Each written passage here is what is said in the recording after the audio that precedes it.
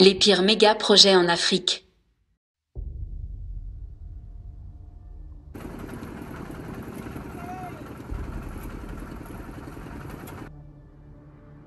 Dans le but de rattraper leur retard par rapport au reste du monde dans le domaine des infrastructures, les pays africains se sont lancés dans la réalisation de méga-projets toujours plus ambitieux.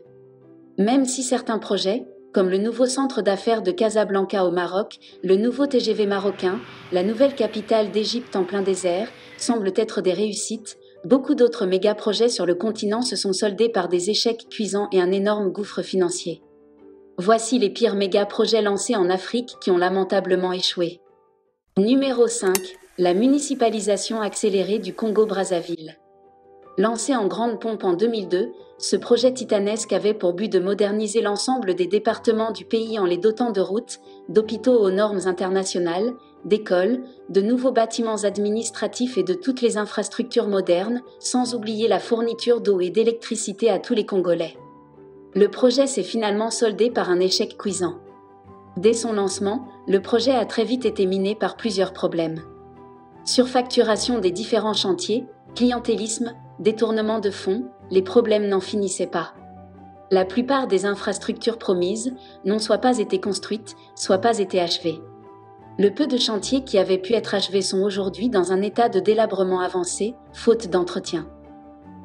Sans parler des mauvais choix comme la construction de stades olympiques dans des zones très peu peuplées, où il n'y avait parfois même pas d'équipe de football professionnelle, en plus de ne pas être aux normes de la FIFA. Des grands aéroports dans des petites villes du pays qui n'en avaient pas du tout besoin. Et la plupart d'entre eux sont totalement laissés à l'abandon aujourd'hui. Très peu de chiffres sont disponibles sur les sommes dépensées pour ce projet. Mais une chose est sûre, il a coûté très cher pour un résultat presque nul. 4. La nouvelle capitale de Côte d'Ivoire. Depuis toujours, la vie politique ivoirienne s'articule autour d'Abidjan, la plus grande ville du pays. Mais l'ex-président ivoirien Houphouët-Boigny ne l'entendait pas de cette oreille. Mégalomane, il décide en 1983 que la capitale doit être délocalisée à Yamoussoukro, son village natal. Il y fait construire des boulevards, des bâtiments flambants neufs pour abriter les ministères, des logements et toutes les infrastructures nécessaires au bon fonctionnement d'une capitale. Il y a même fait construire une gigantesque basilique. C'est d'ailleurs le plus haut édifice chrétien du monde. Rien que ça. Mais ce que le père Houphouët ne semblait pas comprendre, c'est qu'Abidjan est le plus doux au monde, comme le disent si bien les Ivoiriens. Aujourd'hui encore en 2022, Abidjan est resté la capitale ivoirienne de fête. Avec ses grands boulevards vides, Yamoussoukro a des airs de ville fantôme. 3. Le pipeline Tchad-Cameroun, achevé en 2003 et financé par la Banque mondiale à hauteur de 4,2 milliards de dollars américains, ce projet était la plus grande infrastructure pétrolière jamais construite en Afrique. Ce pipeline devait acheminer du pétrole extrait au sud du Tchad jusqu'à l'océan Atlantique, via le Cameroun. Il était convenu que les recettes de cette infrastructure devaient servir à financer le développement du pays en construisant les infrastructures nécessaires au bien-être des Tchadiens qui manquent de tout. Mais coup de théâtre. En 2005, le défunt président Idriss Déby décide que l'argent ne servira finalement plus à développer le pays, mais plutôt à acheter des armes et entretenir son régime. Jusqu'à ce jour, la population tchadienne n'a jamais vu la couleur de l'argent de son pipeline. 2. Econ City. À moins de vivre dans une grotte depuis des décennies, vous avez forcément entendu parler de la ville futuriste du rappeur sénégalais Econ.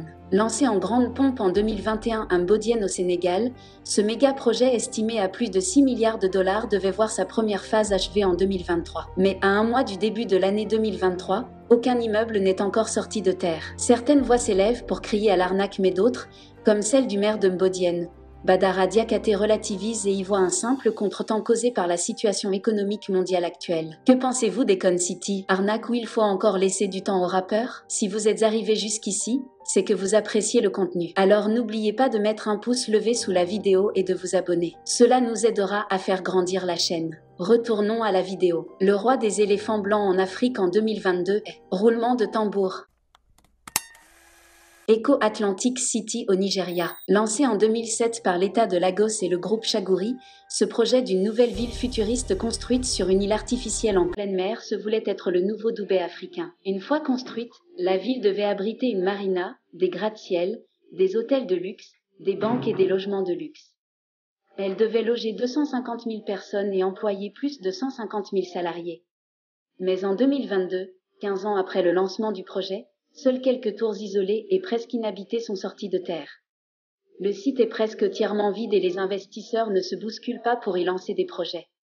La raison de cet échec est aussi anecdotique qu'invraisemblable. L'île artificielle a été bâtie sur une zone submersible par la mer. Le littoral de Lagos se retrouve régulièrement enseveli sous l'eau de mer.